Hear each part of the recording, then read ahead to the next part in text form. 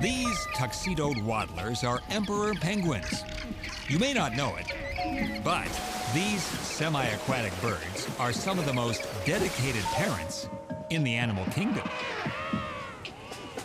I mean, would you be willing to do what they do? Spend 65 days huddled here in this penguin pack in temperatures that can drop to 112 degrees below zero, with winds of 50 miles an hour? Even Green Bay Packer football fans don't have it this bad. Fortunately, these big birds have evolved dense feathers and a thick layer of body fat. The remarkable thing is, the one who incubates the egg in a brood pouch is Dad. Meanwhile, Mom goes off to sea looking for food. Even after the baby is hatched, it's Dad who keeps the baby in the brood pouch. Good thing, too. Just 2 minutes in the elements, and the chick would be a goner. Once Mom comes back, she and Dad take turns heading out for more food. Since they aren't mammals, they can't feed their babies with milk.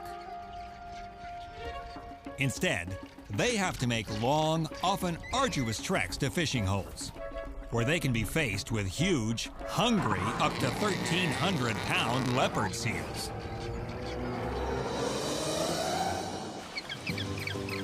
Once the coast is clear of predators, the penguins dive deep and look up to find fish swimming just under the ice.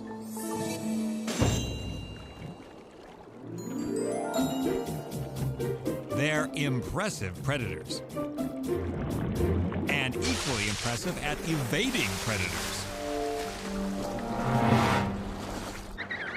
Then, back at the rookery, the parent finds its own chick by voice recognition. Parent calls, and baby answers. Once they're reunited, baby gets to chow down on regurgitated fish.